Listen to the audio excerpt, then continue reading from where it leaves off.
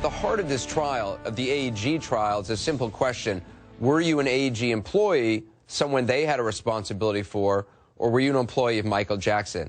Can you answer that question? I don't want Dr. Murray to answer that. Okay. No, I cannot. Not at this time. Okay, I understand that. Can I ask you, do you know the answer to that question? Absolutely. Anderson Cooper just a few minutes ago talking to Conrad Murry and asking him the key question: who hired him? Murray's lawyer wouldn't let him answer, but the Jackson family is suing concert promoter AEG, saying the company is to blame for hiring Murray in the first place. Well, joining me now, a man who knows Michael Jackson pretty well, better than most people, Thomas Mesereau, who represented him, of course, during his molestation trial. Tom, fascinating interview that he had there with Anderson Cooper. What did you make of it? And in particular, that first clip there, which I guess is to the key of all this. Who was employing Conrad Murry to be a practitioner for Michael Jackson? Well, there's no question in my mind, Piers, that the concert promoter employed Conrad Murry.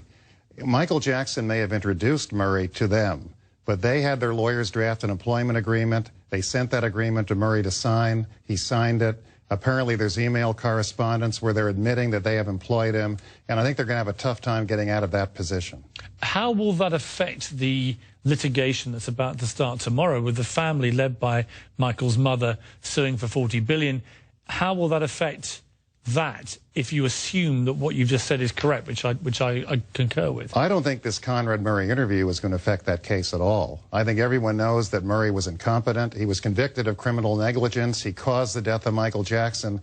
The question is, was AEG, the concert promoter, also negligent? And they can't just hide behind Conrad Murray. I think there's an email trail where they're taking responsibility for hiring him. They're instructing him what to do. They're reminding him that they pay him his money. I think they're going to have a tough time. I think Catherine and the kids have a strong case. This isn't another clip. This is where he talks about propofol, which was, of course, the killer drug. Yes, indeed. I did order propofol to his home, but I was not the one that brought propofol into his home. I met him with his own stash. I did not agree with Michael. But Michael felt that, it was not an issue because he had been exposed to it for years and he knew exactly how things work. And given the situation at the time, it was my approach to try to get him off of it. I never knew he was an addict. He was going to Dr. Klein's office and being loaded up with humongous, levels of Demerol. I know you're talking about. That was his addiction, and basically that is probably what was causing his insomnia, and because that's a huge side effect. I mean, you hear, I listened to Conrad Murry when he came out. He didn't obviously testify in his case, but he then gave an interview to the Today Show at the time, and it's sort of more of the same, I guess. Very much, look, you can't blame me, But in the end, he was the doctor who was being paid to care personally for Michael Jackson. It all comes down to him, doesn't it, in the end? Well, not all of it. He is the doctor that treated Michael Jackson. He's responsible for his death. The question is, should AEG, the concert promoter, have hired him? Should they have supervised him properly? And did they have enough information to know that he was a danger to Michael Jackson? Should they have fired him? There are three theories the plaintiffs are relying on. They're saying that they negligently hired him, they negligently supervised him, and they negligently kept him around. Three different theories. They had agreed to provide medical equipment. Murray actually had asked for a CPR equipment, portable equipment. He asked for a gurney. He wanted saline. He wanted syringes. They agreed to provide this equipment to him and apparently never did. So I think the negligent supervision issue and negligently keeping him on when it was obvious he was deficient and they had problems with him, I think that's going to be a big hurdle for the defendants to overcome. I've got two clips to play. This is from interviews with Jermaine Jackson and then LaToya Jackson, both talking about the people around Michael Jackson, including from AEG. Listen to these back to back. First Jermaine, then LaToya. They were only concerned about the show, moving the show forward. These are people working for AEG?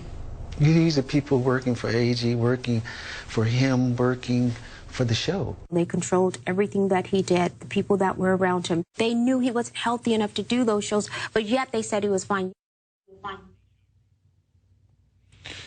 Now, when you hear the family talk about that, not entirely surprising, but certainly a familiar pattern. They've all, from Michael's father to his mother to the siblings, all repeating this same pattern about how they believed all these people were around Michael forcing him against his health, really, to do this tour.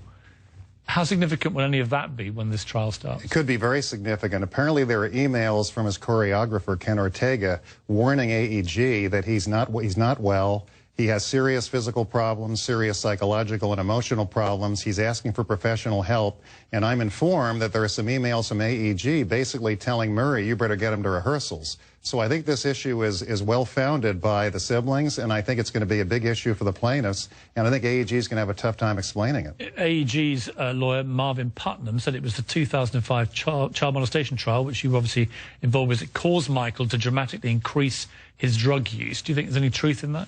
I really don't. Now, I was his lead criminal defense counsel in that trial. I talked to him throughout the trial. He was lucid, he was articulate, he was cooperative. I never had a problem working with Michael. My co-counsel, Susan, you and I both thought he was one of the nicest clients we ever represented. And I did not see drug use as a problem during the trial. Now, the verdict day, he didn't look well. I will say that. He'd been through over 5 months of trial, all the stress and strain. We were in court 5 days a week. And I do think that he suffered physically and emotionally during the trial, but I never saw him take a prescription drug. It would not have been unusual if he had, because people in situations like that are sleep deprived, they're depressed, they have anxiety. If he did take something, it would not have surprised me, and it would not have been abnormal. But he never was a problem for us when it came to talking to him, getting information from him, telling him what was going on. He was a delightful client to represent.